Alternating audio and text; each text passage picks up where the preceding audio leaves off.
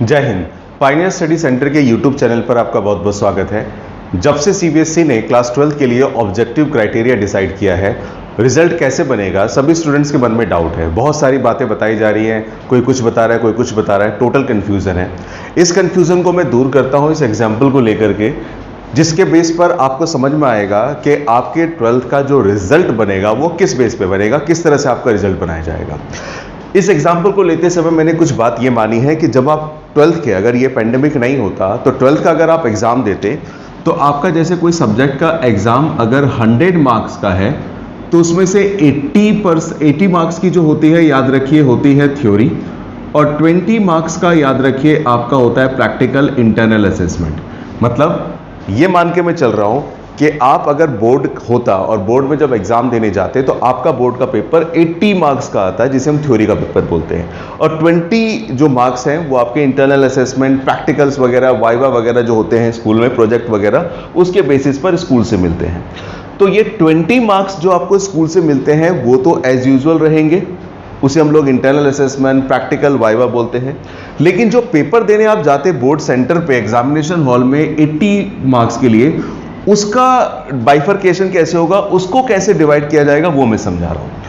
हमारे सीबीएसई ने बोला है कि जो हमारी, ये पूरा वीडियो देखिएगा तभी आपको समझ में आएगा कि क्लास 10th का बेस्ट 3 में से 30%, क्लास 11th का ओवरऑल का 30%, और क्लास 12th का जो स्कूल ने अपलोड किया होगा डाटा, स्कूल ने जो असेस किया होगा, उसका 40%। कैसे, मैं बताता हूँ।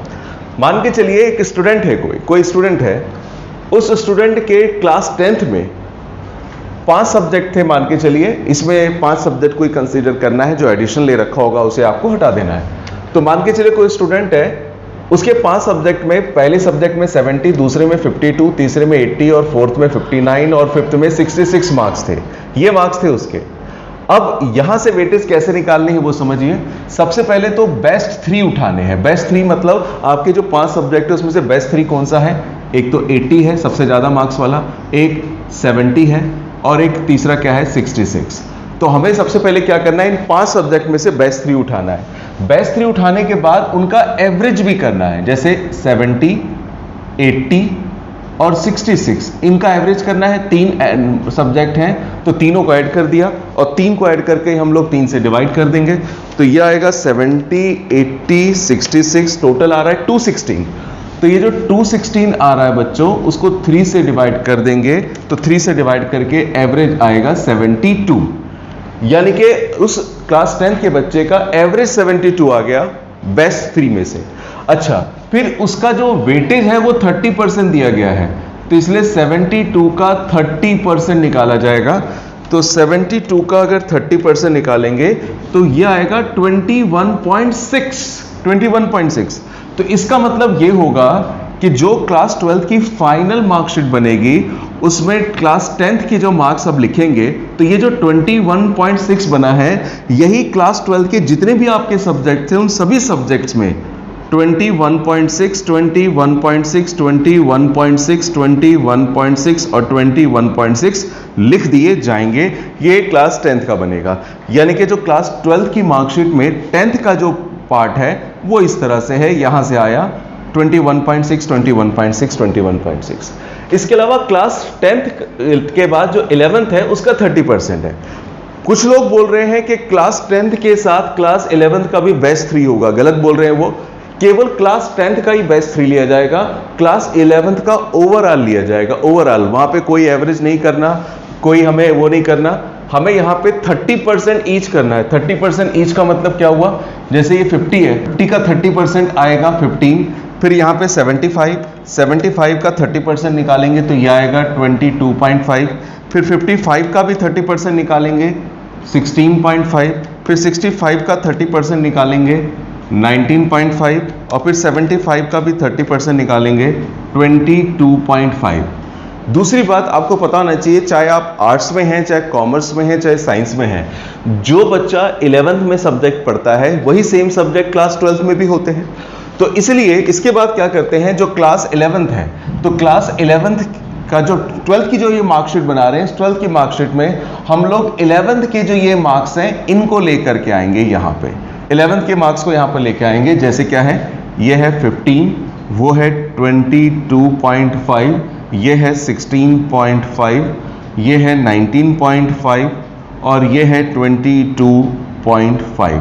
दूसरी बात, अगर ये मान के चलिए फिजिक्स है, केमिस्ट्री है, बायो है, तो ये भी physics chemistry bio, physics chemistry bio है। लेकिन 10th का तो फिजिक्स केमिस्ट्री बायो का चक्कर नहीं है। 10th में तो जो भी आपके सब्जेक्ट हैं, उसका एवरेज बेस 3 का, फिर उसका 30% और 30% ये सब में बढ़ जाएगा, सब में डिस्ट्रीब्यूट हो जाएगा। क्लास 11th के मार्क्स कैसे उठाए मैंने, ये जो 30% निकाला था उसको ले लिया। अब आते हैं क्लास 12th पर। क्लास 12th पर क्या होगा, तो क्लास 12th की बात करें तो क्लास 12th का जो वेटेज है वो 40% का है। तो 40% का मतलब जैसे ये 55 है तो आपका 55 का 40% ये आएगा 22, ये 77 का 40% ये आएगा 30.8, 63 का 40% 25.2, फिर 80 का 40% 32 और 76 का 40% 30.4। यानी कि 55 का 40%, 77 का 40%, सभी का 40% निकाला है मैंने। अच्छा, अब इसके बाद क्या करेंगे, ये जो मार्क्स आपके आए हैं इन मार्क्स को पूरा का पूरा यहाँ पे लिख देंगे क्लास 12 के मार्क्स में, यानी कि इसे लेकर आएंगे और यहाँ पे लिख देंगे।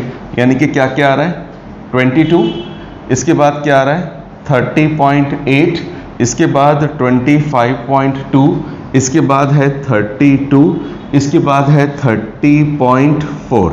ये क्लास 12 का रिजल्ट बन गया। अच्छा, ये केवल क्लास 12 का 40% वाले पार्ट का बना है। अब इसके बाद हम लोग क्या करेंगे वो समझिए। इसके बाद हम लोग बॉस इन सब का करेंगे टोटल। टोटल कैसे करेंगे, तो मैंने ये 3 कॉलम जो बनाए हैं, इन 3 कॉलम को नाम दिया है column A, column B, column C. A B C हम लोग तीनों को क्या कर देंगे, ऐड कर देंगे। जब तीनों को ऐड करेंगे तो कैसे ऐड करेंगे वो समझिएगा। तीनों को ऐड करने के लिए हम लोग एक काम करते हैं, सबसे पहले ए बी सी तीनों कॉलम को ऐड करेंगे। 21.6 प्लस में 21.6 प्लस में 15 प्लस में 22, ये आ जाएगा 58.6। इसके बाद यहाँ पे है 21.6 प्लस में 22.5 30.8, ये आ जाएगा 74.9।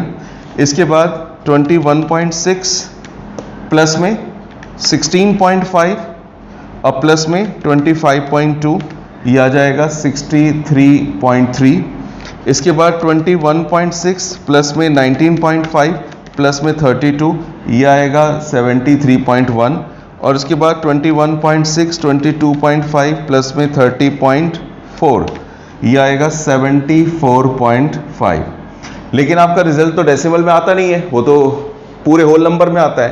तो इसको होल नंबर में भी कन्वर्ट करेंगे। कन्वर्ट करेंगे कैसे, जैसे ये 58.6 है तो इसको कर दिया जाएगा 59, 74.9 है तो इसको कर दिया जाएगा 75, 63.3 ये 5 या उससे ऊपर होता, 5 या उससे ऊपर होता तो हम इंक्रीज कर देते, अगला नेक्स्ट ले लेते। लेकिन यहाँ पे क्या है 63.3 है तो इसे 5 से कम है डेसिमल के बाद वाला डिजिट, तो ये 63 रहने देंगे, ये 73 रहेगा और ये 75 हो जाएगा। तो ये आपके सब्जेक्ट 1, सब्जेक्ट 2, सब्जेक्ट 3, सब्जेक्ट 4 इन सभी सब्जेक्ट्स में क्या आ जाएंगे, इन सभी सब्जेक्ट्स में आपके मार्क्स आ गए 59, 75, 63, 73, 75, ये आउट ऑफ 80 है। ये जो है याद रखिए, ये आउट ऑफ 80 ये वो मार्क्स तैयार हुए हैं जो आप एग्जामिनेशन हॉल में जाते, वहां पर लेते, एग्जाम दे करके वो मार्क्स यहां पे इवेल्युएट करे गए हैं। आउट ऑफ 80 वाला पार्ट है। फिर इसके बाद क्लास 12th में आपका इंटरनल असेसमेंट हुआ, वाइवा हुआ 20 मार्क्स का। तो स्कूल वालों ने आपको दिए होंगे, वो सीबीएसई के पोर्टल पर ऑलरेडी अपलोड हो चुके होंगे, अपडेट कर दिया होगा स्कूलों ने।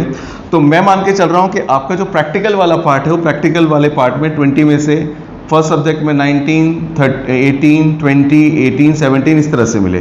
तो जब टोटल मार्क्स बनाएंगे तो इस टोटल मार्क्स को बनाने के लिए इन दोनों को ऐड कर देंगे, 59 थ्योरी के और 19 प्रैक्टिकल के। तो 59 प्लस 19 ये आ जाएगा 78। अब ये जो 78 आया बॉस वो 100 में से आया है, 100 में से।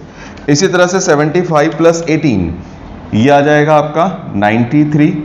और ये सारे मैनिपुलेटेड अपने मन से लिए गए डाटा है। 63 प्लस 20, 63 प्लस 20 ये आ जाएगा 83।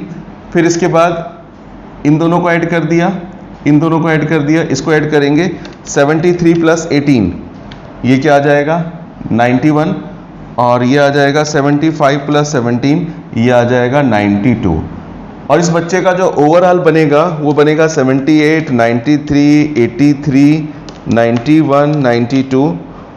टोटल जो इसका स्कोर आएगा ये आएगा 437 सॉरी। और ये 437 जो आएगा क्लास 12 के बच्चे का आएगा एज पर 30-30-40 जो ऑब्जेक्टिव क्राइटेरिया डिसाइड हुआ है उसके बेस पर। इसका मतलब ये हुआ कि अब आपकी जो मार्कशीट बनने वाली इस तरह से बनने वाली है। आपके पास क्लास 10th का रिजल्ट है ही, क्लास 11th आपने पास करी है वो आपको पता ही होगा, और क्लास 12th का अगर पता है तो ठीक है, नहीं पता तो पता लगाइए और इजीली यू कैन कैलकुलेट, आप पता लगा सकते हैं कि 12th का आपका मार्क्स क्या आने वाला है। एक और बात इसमें कि ये मैं मान के चल रहा हूं इस कैलकुलेशन में कि आपका जो पेपर है उसमें 80% थ्योरी का है और 20% प्रैक्टिकल का है। यानी कि ये जो बना है हमारा एवेल्युएशन, ये 80% थ्योरी वाले पार्ट के लिए बना है। लेकिन कुछ सब्जेक्ट ऐसे भी होते हैं जिसमें क्या होता है, प्रैक्टिकल पार्ट ज़्यादा होता है, जैसे केमिस्ट्री हो गई, फिजिक्स हो गया, तो उसमें जैसे 30, किसी और सब्जेक्ट में भी जैसे 30% अगर प्रैक्टिकल है तो 30% जो प्रैक्टिकल है वो इंटरनल असेसमेंट में 30 में से कैलकुलेट किए जाएंगे, और जो ये वाला पार्ट होगा फिर वो आउट ऑफ 80 नहीं आउट ऑफ 70 के हिसाब से निकलेगा। इसी तरह से कोई सब्जेक्ट ऐसे है जिसमें मान के चलिए प्रैक्टिकल 60% है, तो प्रैक्टिकल 60% है तो इंटरनल असेसमेंट के मार्क्स 60 में से आएंगे, और ये वाला जो थ्योरी वाला पार्ट है 50 में से आएगा। ये किसी स्टूडेंट के लिए जो उसके मार्क्स होंगे उसके बेस पे मैंने तैयार किया है। उम्मीद करता हूं समझ में आया होगा, लेकिन अब भी अगर किसी के मन में डाउट है तो कमेंट बॉक्स में लिखिए। अगर आप अपना रिजल्ट बनाने में डाउट हो रहा है तो आप मार्क्स लिख के दीजिए, हम आपको रिजल्ट एवेल्युएट करके बताएंगे कि आपका मार्क्स क्या होना चाहिए। उम्मीद करता हूं समझ में आया होगा, डाउट क्लियर हुआ होगा। अगर डाउट क्लियर हो गया है तो इस वीडियो को लाइक कीजिए, चैनल को सब्सक्राइब कीजिए और अपने फ्रेंड्स के साथ शेयर जरूर कीजिए ताकि उनके मन के डाउट भी क्लियर हो जाएं। अगर आप कुछ कहना चाहते हैं तो कमेंट बॉक्स में जरूर लिखिए। अगर समझ गए हैं तो यस लिखिए, नहीं समझे तो डाउट लिखिए। डाउट जैसा भी होगा उसको जरूर रिजॉल्व किया जाएगा। Thanks a lot, thank you very much.